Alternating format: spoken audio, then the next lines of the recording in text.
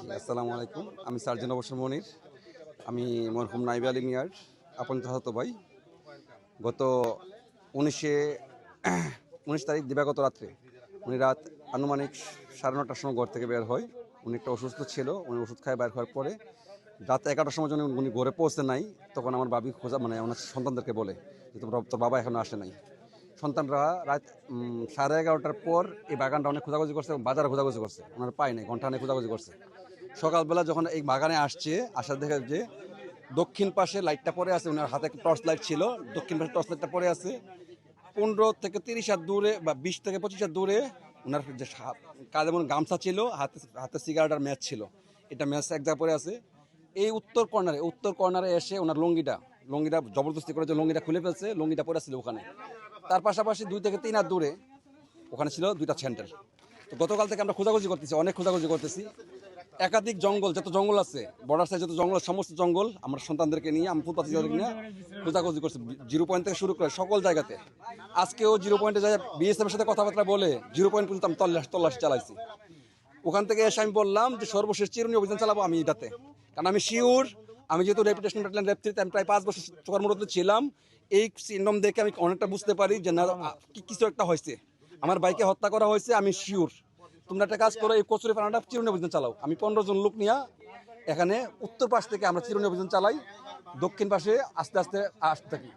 এটার মাঝামাঝি এসে পুকুরের পাড় থেকে প্রায় 15 থেকে 17 হাত ভিতরে, কচুরি পানার ভিতরে উনি উপর অবস্থা পড়ে আছে।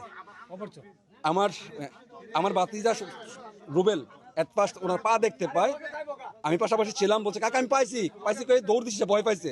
আমি সাথে সাথে যে নিচে দিয়ে হাত দিয়ে তুললাম, তোলার পরে দেখি এই যে ডান পাশে, এই পাশে 2 থেকে 3 ইঞ্চি প্রশস্ত একটা ক্ষত চিহ্ন।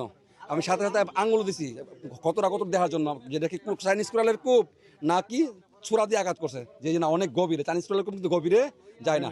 আমার ভাই যে হত্যা হয়েছে, মারা গেছে, এটা হ্যাঁ লাশ উলঙ্গ অবস্থা ছিল। আমার বাইকে যে মারা হয়েছে এটা একদম সুপরিকল্পিত ভাবে, এখানে 5-7 জন লোক ছাড়া এখানে আমার বাইকে হত্যা করা সম্ভব না, কারণ এটা উনার বাড়ি, এটা উনার মাটি, উনার মাটিতে উনাকে হত্যা করছে। তার মানে কি অনেক লোক পরিকল্পিত ভাবেই আমার বাইকে হত্যা করা হয়েছে। যারা আমার বাইকে হত্যা করছে, আমি চাই আইনের দৃষ্টিতে বাংলাদেশ সরকারের কাছে এবং আপনাদের যারা সংবাদকর্মী আছেন তাদের কাছে আমার আকুল আবেদন, সবিনয় নিবেদন, আমার ভাই হত্যাকারী যারা আছে তাদেরকে খুঁজে বের করে আইনের আওতা নিয়ে সর্বোচ্চ শাস্তিতে মৃত্যুদণ্ড দেওয়া হয়। আজকে 12টার দিকে আমরা মোবাইল ফোনে খবর পাইলাম আমাদের এই গোপীনাথপুর ইউনিয়নের ধ্বজনগর গ্রামে নায়েব আলী, বয়স হবে প্রায় 68 বছর, ওনার একটা ডেড বডি ওনাদের বাড়ির পাশের কচুরিপানা ভর্তি একটা পুকুরে ভেসে উঠছে। এই সংবাদ পেয়ে আমরা এখানে আসছি, ঘটনাস্থলে আসছি, এসে দেখলাম ওনার লাশ উঠানো হয়েছিল আগেই, আমরা আসার আগেই। তো ওনার লাশের পিঠে একটা গর্তের মতো একটা দেখলাম, আঘাতের চিহ্ন, আর শরীরে ছোট ছোট কিছু কালো কালো দাগের মতো দেখলাম। তো আমরা লাস্ট পোস্টমর্টমে পাঠাচ্ছি, পোস্টমর্টমের রিপোর্ট পেলে আমরা প্রকৃত ঘটনা শনাক্ত করতে পারবো। ধ্বজনগর গ্রামের মোহাম্মদ নায়েব আলী, যার নিউজ আমরা ফেসবুক এবং বিভিন্ন জায়গায় আমরা দিয়েছি। তো 2 দিন পরে তার লাশটা আমরা পাইছি বাড়ির পূর্ব পাশে একটা পুকুরের মধ্যে, যার মধ্যে কচুরিপানা। তার পাশাপাশি আমাদের এই যে ধ্বজনগর গ্রাম, সবাই আমাদের কসবা উপজেলা এবং সারা বাংলাদেশের মানুষই জানে যে এখানে শতকরা অনেক মানুষই নেশাগ্রস্ত। তো ওনার বাড়িতে এখানে একটা কলা বাগান আছে, এখানে থাকে উনি নিজে, বাজারের পাশেই।